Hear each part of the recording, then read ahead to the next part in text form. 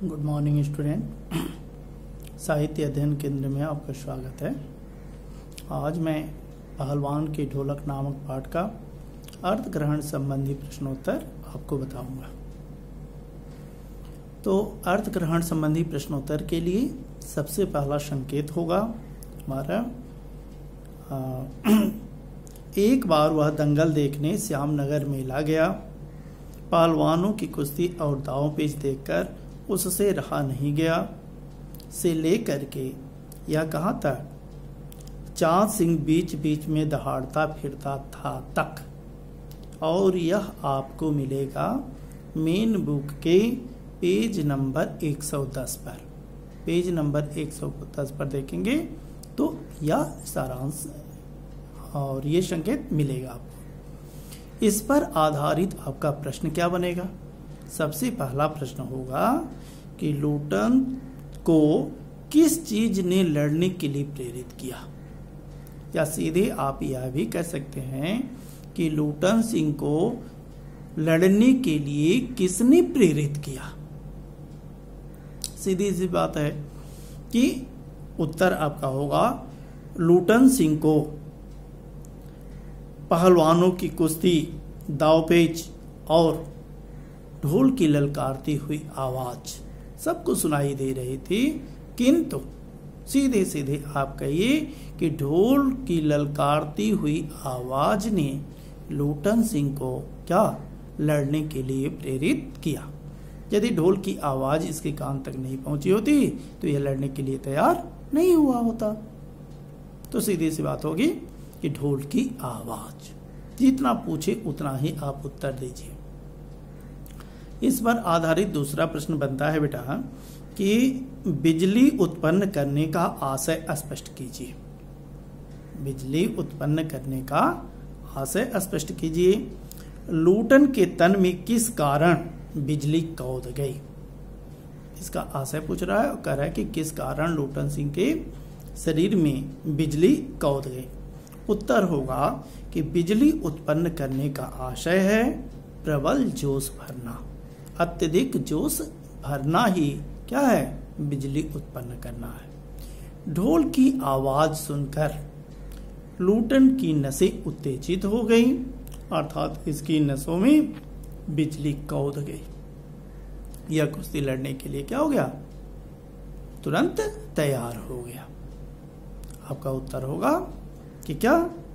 ढोल की आवाज सुनकर के लूटन की नसों में बिजली कौंध गई। दो बात सुनिए और इसका नोट्स बनाइए। पहला क्या? बिजली उत्पन्न करने का आशय है प्रबल जोश भरना। आधे प्रश्न का उत्तर हो जाएगा। आधे प्रश्न का उत्तर होगा कि ढोल की आवाज सुन करके लूटन सिंह की नसों में, लूटन सिंह की रगों में क्या बिजली कौंध गई। अगला प्रश्न होगा आपका प्रश्न है कि शेर का बच्चा किसे कहा गया है? शेर का बच्चा किसे कहा गया है? उत्तर होगा शेर का बच्चा चांद सिंह को कहा गया है। यदि पूछ दे कि किस लिए कहा गया है, आपका उत्तर क्या होगा? आपका उत्तर होगा कि चांद सिंह ने पंजाबी और पठानी पहलवानों को पछाड़ करके यह उपाधि अर्जित की थी। अर्थात उसने क्या किया? पंजाब के और पठान के जितने भी पहलवान थे, नामी पहलवानों को पटक करके उसने यह उपाधि अर्जित कर ली थी। अगला होगा प्रश्न कि शेर का बच्चा दंगल में किस प्रकार सबको चुनौती देता था। शेर का बच्चा दंगल में किस प्रकार सबको चुनौती देता था? उत्तर होगा शेर का बच्चा अर्थात चांद सिंह अपने साथ कुश्ती लड़ने के लिए दंगल में हर किसी को खुली चुनौती दे देता था। वह स्वयं को शेर का बच्चा सिद्ध करने के लिए कभी किलकारी मारता था, कभी उछल कूद करता था, कभी दुलकी मारता था और इस तरीके से सबको भयभीत करता था। और यह करके वह सबको क्या करता था? चुनौती दे रहा था। अगला प्रश्न होगा इस संकेत से लगभग इतने महत्वपूर्ण प्रश्न बनते हैं। बल्कि अगला संकेत हमारा होगा क्या? अगला संकेत, पंजाबी पहलवानों की जमायत चांद सिंह की आंखें पोंछ रही थी। लूटन को राजा साहब ने पुरस्कृत ही नहीं किया, अपने दरबार में सदा के लिए रख लिया। से लेकर के आपको कहां तक लूटन ने अब उसको भी पटक करके लोगों का भ्रम दूर कर दिया तक, यह क्या संकेत है? और यह संकेत आपको मिलेगा मेन बुक के पेज नंबर 112 112 नंबर पेज पर। तो आइए इस पर आधारित प्रश्नोत्तर देखें। पहला प्रश्न बनेगा, पंजाबी पहलवानों की जमायत चांद सिंह की आंखें क्यों पोंछ रही थी? सीधा उत्तर होगा कि चांद सिंह लूटन सिंह से क्या दंगल हार गया था, कुश्ती हार गया था।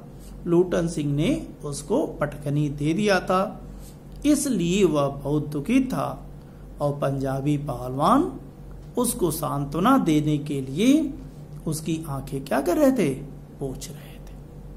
यह पहला उत्तर होगा। दूसरा है, राजा साहब ने लूटन सिंह को किस लिए अपने दरबार में रख लिया? राजा साहब ने लूटन सिंह को किस लिए अपने दरबार में रख लिया? उत्तर होगा, लूटन सिंह को राजा साहब, सबसे पहले यह है कि राजा साहब ने लूटन सिंह को किस लिए अपने दरबार में रखा? उत्तर देखिए, राजा साहब ने लूटन सिंह को अपने दरबार में इसलिए रख लिया क्योंकि उसने शेर के बच्चे को क्या किया था? अर्थात चांद सिंह को धूल चटाई थी। राजा साहब दंगल के शौकीन थे, इस प्रकार उसने सर्वश्रेष्ठ पहलवान बन करके अपनी मिट्टी की लाज बचाई थी। राजा साहब पहलवानों के प्रशंसक थे, अतः उन्होंने लूटन सिंह को अपने दरबार में दरबारी पहलवान के रूप में नियुक्त कर दिया। अगला प्रश्न, लूटन सिंह का विरोध किसने किया और क्यों किया? उत्तर होगा, लूटन सिंह का विरोध दो लोगों ने किया। एक तो राज पंडितों ने किया, दूसरा वहां के मैनेजर, क्योंकि मैनेजर नहीं चाहता था कि यह दरबार में क्या दरबारी पहलवान बन करके रहें, इसलिए इनका विरोध राज पंडितों ने। और राज पंडितों ने क्यों किया? क्योंकि यह उच्च कुल के नहीं थे और राज दरबार के जो राज पंडित थे वह नहीं चाहते थे कि ऐसे कुल के किसी व्यक्ति को सर्वश्रेष्ठ पहलवान का दर्जा दिया जाए। अगला प्रश्न होगा बेटा कि पुराने समय में जाति प्रथा की बुराई किस प्रकार व्याप्त थी? इस चैप्टर से जाति प्रथा को भी तोड़ने में बहुत कुछ बल मिलता है। कैसे जाति प्रथा व्याप्त थी, इसको आपको बताना है। तो आपका उत्तर होगा कि पुराने समय में जातीय भेदभाव अपनी चरम सीमा पर था।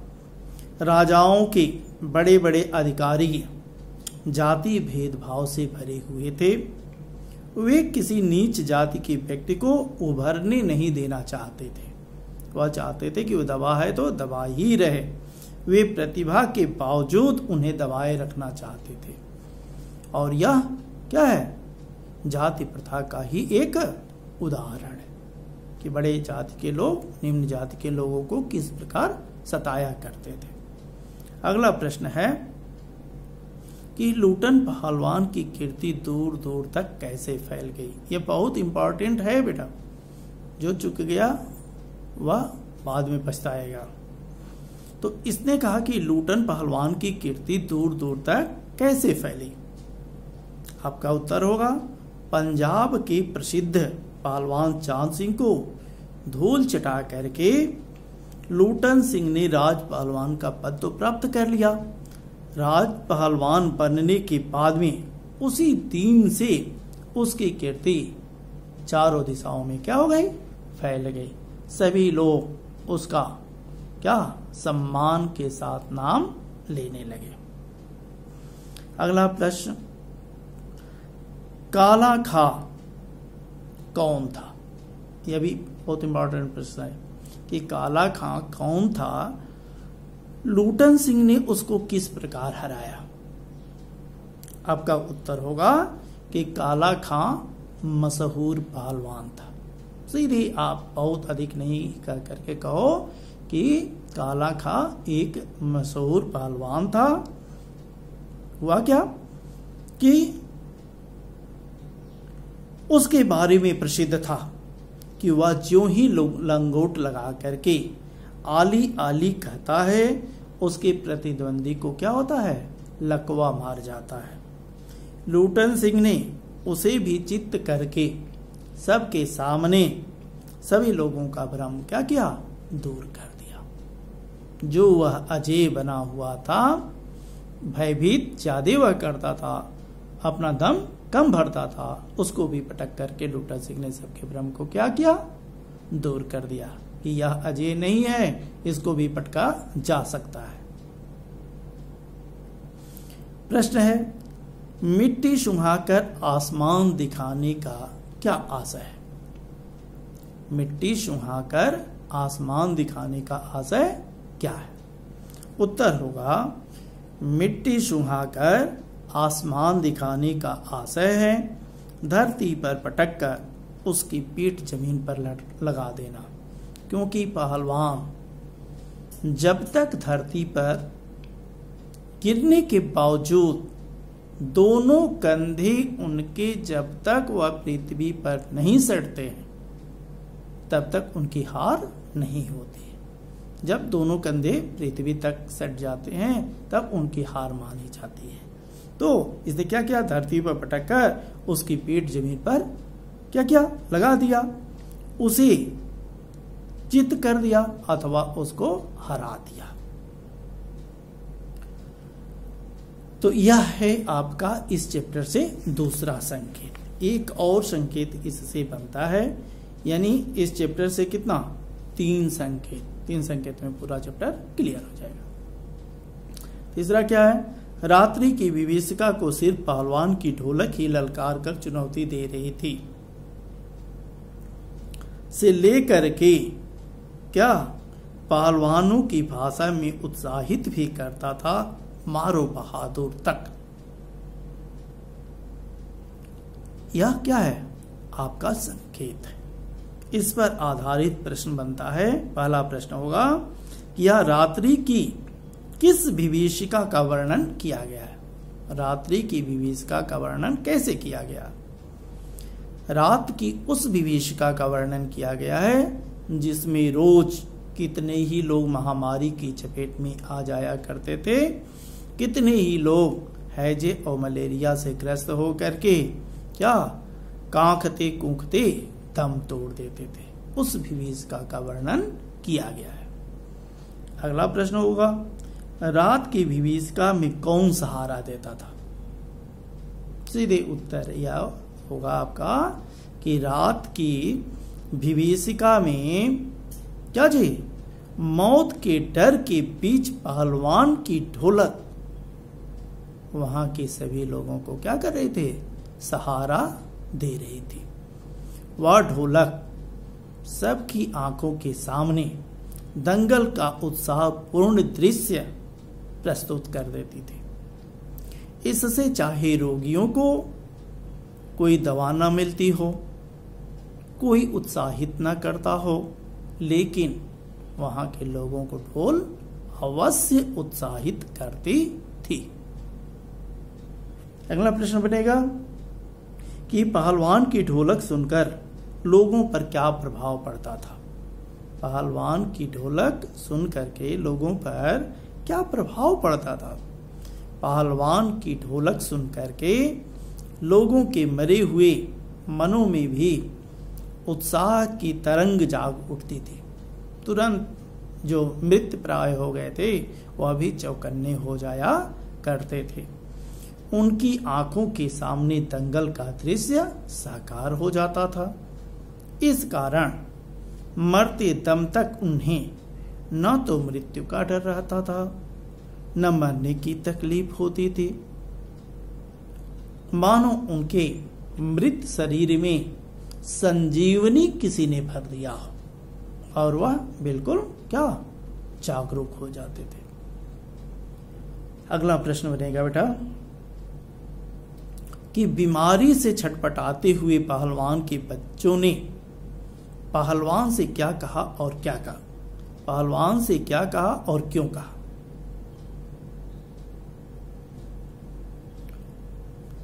अगला प्रश्न ये है कि बीमारी से छटपटाते हुए पहलवान के बच्चों ने पहलवान से क्या कहा और क्यों कहा। उत्तर देखिए, जब पहलवान के बच्चे महामारी से ग्रस्त होकर के छटपटा रहे थे तो उन्होंने पिता से कहा कि बाबा उठा पटक दो वाला ताल बजाओ, उठा पटक दो वाला ताल बजाओ, जिसके बल पर आपने विजय प्राप्त की थी। वे इस ताल को सुनकर के उत्साह, उमंग और वीरता का अनुभव करते थे, इसलिए उन लोगों ने अपने पिता से उठा पटक दो वाला ताल बजाने के लिए कहा। प्रश्न है कि बीमारी से ग्रस्त बच्चों के लिए पहलवान क्या करता और क्यों करता। उत्तर होगा कि पहलवान बीमारी से ग्रस्त अपने बच्चों के लिए ढोलक बजाता रहा, इसके सिवा उसके पास कोई दूसरा सहारा भी नहीं था, तो वह ढोलक बजाता रहा। विशेष रूप से वह ऐसी ताल बजाता रहा जिससे उन्हें बीमारी से लड़ने और हावी होने का उत्साह मिलता रहे। पूरी रात क्या ढोल बजाता रहा, उनको उत्साहित करता रहा, किंतु अंतिम समय में वे दो बच्चे भी क्या हुए, साथ छोड़ दिए। तो यह है आपका अर्थ ग्रहण संबंधी प्रश्नोत्तर। इसके आधार पर आप पूरे चैप्टर के अर्थ ग्रहण जितने भी महत्वपूर्ण प्रश्न हैं उन सब से आप अवगत हो गए होंगे। वीडियो के अगले अंक में मैं आपके यहाँ प्रेषित करूंगा या इस चैप्टर के प्रश्नोत्तर, पाठ्य पुस्तक के जो प्रश्नोत्तर हैं उनको, और साथ ही साथ इस चैप्टर के आधार पर जो अन्य महत्वपूर्ण प्रश्नोत्तर बनते हैं, जो कहीं न कहीं आपके सीबीएसई बोर्ड में आने वाले होते हैं, जिनका अध्ययन करना आपके लिए अत्यधिक आवश्यक होता है, उन प्रश्नों का उत्तर वीडियो के अगले अंक में अन्य महत्वपूर्ण प्रश्नोत्तर के माध्यम से आपको प्राप्त होगा। आज के लिए बस इतना ही। धन्यवाद।